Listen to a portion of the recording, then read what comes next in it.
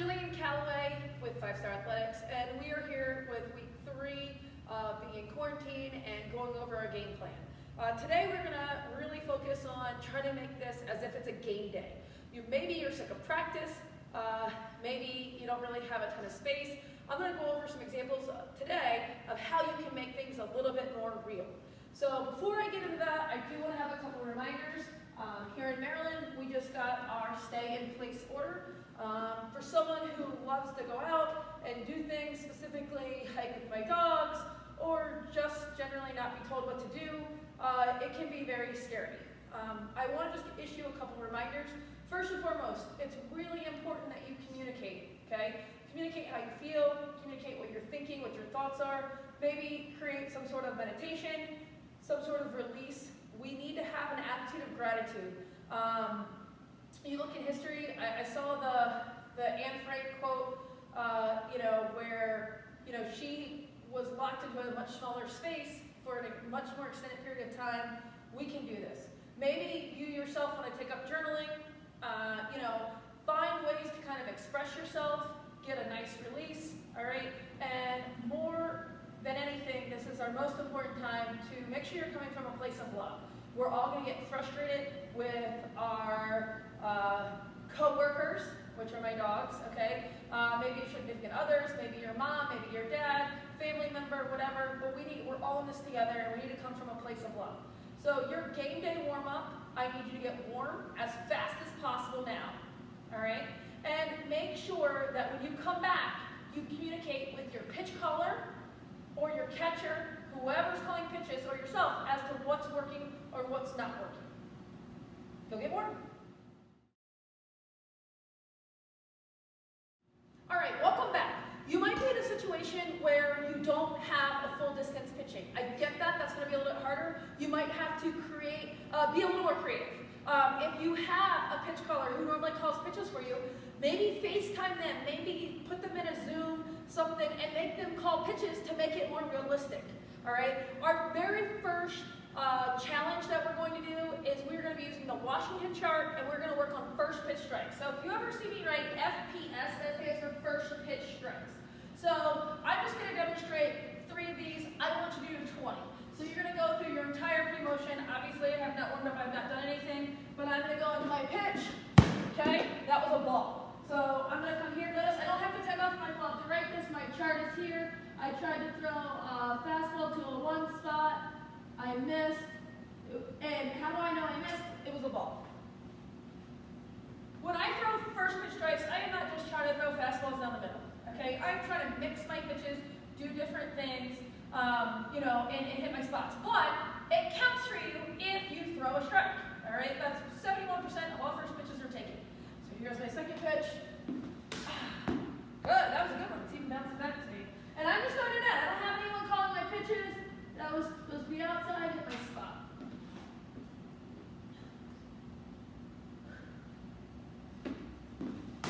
Okay, ball.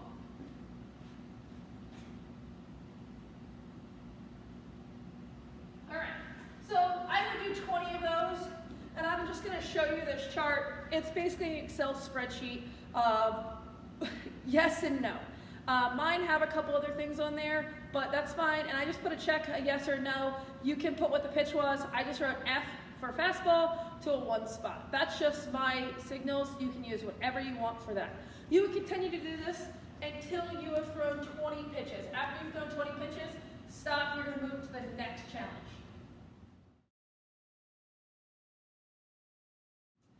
So the next thing we're going to do is we're going to work spots or quadrants.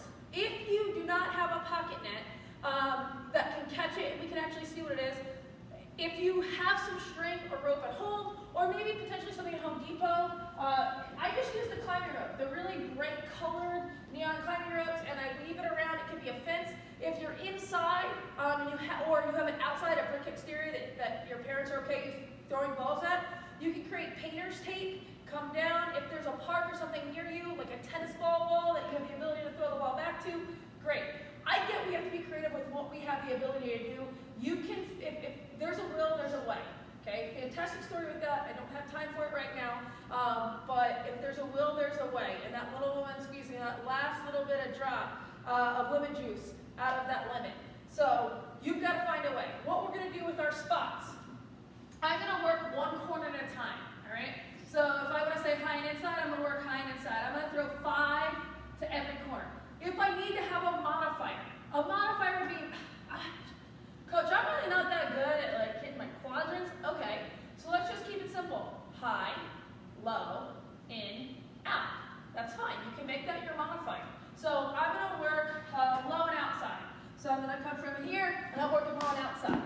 That one missed middle. I do not have this screen all the way back, so would it have been low and outside at that time? Maybe, potentially, you know, but I've got to just create what I think it would have been. So I'm going to say no. I'm just kind of chart this out for you guys so you can kind of see.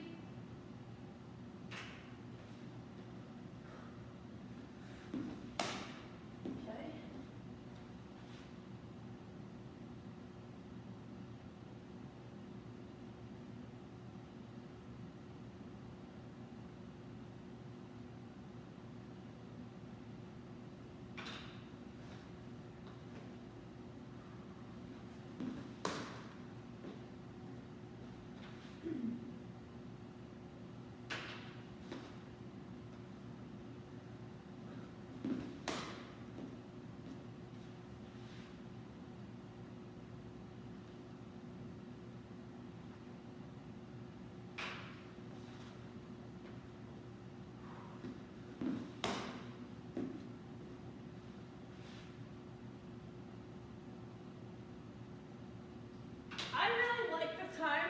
Charting in between, I think it's fine for your pitcher to do, because it's probably simulating the real time in between pitches in a game.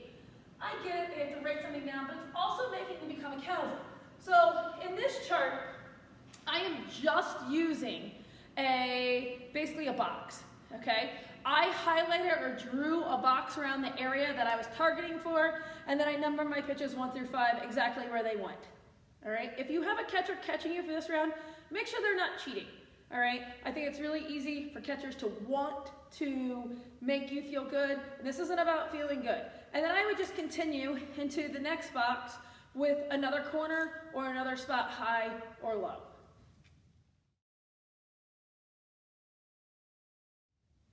All right, welcome back. So now I'm going to get into the game. We're going to use Jill's game chart. I actually stole part of this chart from Brian Kane, and if you, pretty much anyone that ever has a chart, they start with one thing, and then they add or make it their own. That's exactly what he did. So Brian Kane, I'm stealing this chart from you. Thank you. I have created it and made it my own. It is my quality at bat / pounder chart / a lot of other things. And I'm going to show you kind of how I chart with it in a second. We have no batters, so I can't dictate what happened in this situation. I can only control what I can control, which is me throwing balls and strikes. I'm going to simulate anything that I throw down the middle is going to count as a hit. That's just how I'm going to do today for right now. What I like to do for each of my pitchers is to create an inning goal. An example of an inning goal would be a first pitch strike. So every single batter, I'm working on throwing first pitch strikes. We've already done that earlier today, so if you're doing this workout another day and you want to work that as one of your inning goals, great, let's choose that for an inning. This inning, I'm going to choose pounders. So an all-pounder inning is 2 out of my first 3 pitches are strikes. Now, let's say I don't get a pounder, or I do get a pounder, I'm still going to finish that at bat. So I can see if I would have marked off any of those other inning goals. Examples of other inning goals of 14 or less pitch per inning. I have changed that. I used to have it 12. I'm stealing that from Rachel Lawson, University of Kentucky. That is her magic number. I'm going to switch it to my magic number, so 14 or less pitch inning. I like creating swings and misses, but I can't do that here. I don't have a batter, so that doesn't count. If you have a younger pitcher, then you may do a no-walk inning. I'm not a big fan of that. If your pitcher's struggling with walks, though, that may be a great inning goal. Honestly, my number 1 favorite all time is getting the leadoff batter out. We find that the percentages go way down if we can get the leadoff batter out of them actually scoring a run. We could do 2 changeups for a strike inside the inning. And that's a really good one because I don't need someone to swing, while we're doing this drill. So we're going to go all pounder inning. I am just going to throw to the first batter so you guys kind of have an idea of what I'm trying to create. So coming from here, I'll go into my pitch. Yes, strike. First pitch strike. And we know pitch is, and that was a fatty down the middle, so I marked that as such. Because it's typically taken, especially the first pitch of the game, we are going to assume she did not swing. So I will allow you to create that for this round. They're not swinging first pitch strikes. All right, so come maybe second inning they change. All right, so coming into the next one. Ball. I missed that high.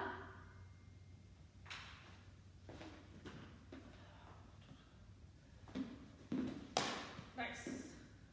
Low it. So now my count is 1 and 2. Ooh, got it with the changeup. Loved it. I'm going to say she swung, and I've created my first out. This one can be a little bit more confusing, okay? And I'm happy to kind of go over this if need be. So this is the first batter. We always know, and I wrote it, balls and strikes, balls come before strikes. The very first pitch was a strike, and it was down the middle. There was an X. That is my kind of connotation for big, fat pitch down the middle, all right? The second pitch, why did I chart it in the second column? Because it was the second pitch. So even though I know in a normal scorebook you would put it here, I have a lot more boxes to create more room. That was a ball high. I just use an arrow. Then my last pitch, my next pitch, my second pitch was low and inside, so I have an arrow pointing low and inside. For me, everything this way is inside, everything that way is outside. That's just how I chart it. I don't care. You can create your own. And then I came back and I threw my changeup that she swung, okay, and because she swung and missed, I did not do this. I'm going to do this. I'm going to circle it. How do I know she swung and missed? Well, obviously I'm making things up. I do not have a batter, but that is a forward K, which means that she swung and missed, which would create then a pounder because 2 out of my first 3 pitches were strikes. Even if I ended up walking this kid, even if this kid gets a home run, if 2 out of my first 3 pitches are strike, it's a pounder. And this game is really nice because the batter cannot hit the first pitch in our little game, but even if she hit the first pitch, it would be a pounder. If you throw 2 strikes and then you gave up a hit, that's fine as long, I mean, not that I want you to give up a hit, but it would still be considered a pounder. So that I would continue working, so then the second batter I would chart here and I would go all the way down. For me, at the end of an inning, let's say I threw to 3 batters at the end of the inning, I personally just make a little hash mark here, and that signifies the end of my inning, and I would go down. On a regular scorebook, you would start back up here, but I don't have that much space. That way I can also see what this batter did all the way through if I was in a game. So you're going to throw this entire until you get 3 outs. Finish your inning, and then start another inning goal.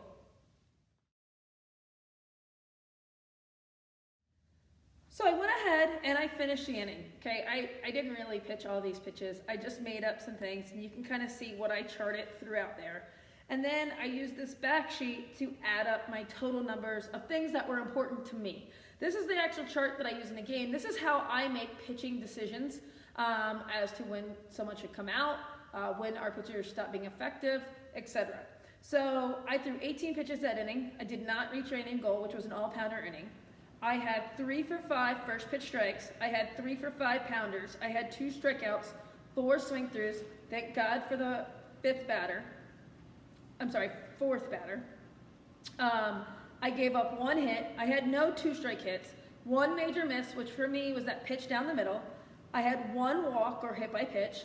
I did not let the leadoff on, which is super important. I gave up 2 freebies. I gave up a freebie, not because someone got a hit, but because once the girl got a hit, I walked the next batter. And we see that a lot. We see that we give up a hit and then we start trying to be too careful. So that's something to kind of note. We call those adversity outs. We really want to get those outs. I left 2 out of 2 runners on base and I gave up no runs. That next inning, I would do that exact same thing. I would move to inning 2. The only difference as to what I would do is I would add up the numbers. So I typically put, if I threw 10 pitches the next inning, I would put a parentheses next to it, it would be 28 total pitches. And I would do the same thing for every one of these. These numbers or these statistics may not be what's important to you. These are what's important to me. For me, I'm always looking for a pitch count, figuring out how many pitches our pitchers are throwing. I'm looking at number of walks. I'm looking if she's into the game, is she still creating those inning goals? Is she keeping the leadoff on base? And this gives me some information or feedback if I need to be getting someone else warm or ready. Again, you don't have to do this, but this is a great way to figure out how many pitches you're averaging in a game, so you know better what you should be practicing in practices as to how many pitches you should be practicing. All right, so the last one we're going to do today is a combination of a couple things. I'm personally going to use my Jill's pitching chart, all right, the one I would use in the game, my game chart. But we're going to spice it up a little bit. We're going to create some things that may happen. And I don't have to use all of these at once, okay? I could. So the first thing that I could do is I could create a situation. If you watched our Facebook Live yesterday, you would have seen these situation cards. These are available for sale. I can just send you the PDF so you can print these off and then create and make your own. So this first one is 3-0, no outs, no runners on. So I've got to throw with that. If I'm charting this, which I highly recommend you chart, because we don't know, we're just going to put a dash through all the things instead of an X, because remember, I use an X for a fatty. So I'm just going to put a dash, a dash, a dash, it's 3-0. So I know I really didn't throw those, but I know I'm responsible for them. So I'm going to go into my pitch. Yes, I got a strike. So that means I get to keep going. I'm going to put that in there where it was. I had it blown inside. Going into my next pitch. Yes. Okay, just the top of the zone. Getting that straight. Go ahead. I'm coming all the way back right here.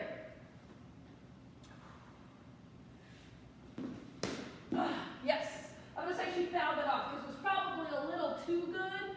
So I had it high. I'm going to create a foul ball. I write in my chart side I create a foul ball. I do that arrow and then I just put a plus sign on it on the stem. That's all I do. Coming back from here, you know me, oh, I love the change up, but it drifted away from me, and I threw it for a ball. So I would chart that, and I'm going to say it's a ball, okay, and unfortunately I can't get a pounder on that because that's just the way the cookie crumbles, that's what I picked up. Now I could continue that and go from there, so now I have a runner on one, or I could draw another card and just go from another situation, and just work situations. You can also work situations using the Washington chart, just whether you hit the pitch, or got the correct pitch or not, yes or no. You can make that simple. But now I'm going to add to it. So now I'm going to draw a situation card. All right? I have 0-1, 1 out, runner on first and third. So for me, 0-1, 1 out, runner on first, third. I really want to stay inside because I want the ball to go to the third base side. Assuming she's right-handed batter. I want the ball on this side of the plate. So I'm going to pitch the ball. All right, knowing what I want, and if I throw it this side, it's probably going to count as automatic hit, but we're going to let the pitcher's result cards tell us kind of what happens. So coming from here, and my pitch, whoo, great pitch, it was a strike. With the pitcher's result cards, I only draw a card if it was a strike. So it was a strike, yay, go me. Hit, swinging bunt, This is a great opportunity for me to control what I can control, especially in this given situation. And something we've talked a lot about. I just threw the perfect pitch. I draw a card and it's a swinging bunt. That's like the worst, most unfair thing that could possibly happen. So now bases are loaded. I still have my 1 out, kind of one of those deals. But I have to work on controlling what I can control. I would actually chart that and I would write that as a swinging bunt. And then if I also wanted to, I could add what type of hitter it was. Or I don't have to add all those. I can just work certain batters using my scouting cards. So on my scouting card, here's my scouting card. Right-handed hitter. She is average in the box, average on the plate. She has power on high pitches. So I really need to stay low. Anything that I throw high, we know she's going to hit. She hits really in any count. Her direction is fly balls. She has average speed. She is not a bunt threat. Her major threat for her is anything high, and the umpire is normal. So I put another element in here. I kind of dictated what kind of zone the umpire has. So now that I've created that, I've got to pitch that. Now let's say, okay, this one is, I could draw a situation card from here and add a situation to it as well, or I could just work that batter that we talked about. And what I want to throw, I'd want to stay low, all right? So let's draw a card. Let's just make it interesting. I want to stay low. It's 2-0, no outs, runner on third.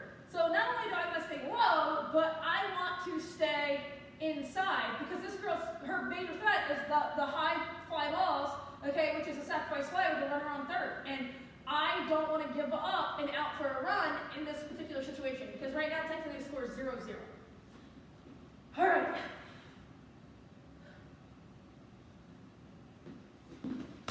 All right, great pitch. So now I get to continue. Now if I want to do the pitcher's results card, let's do it. Let's make it fun. So pitcher's result card.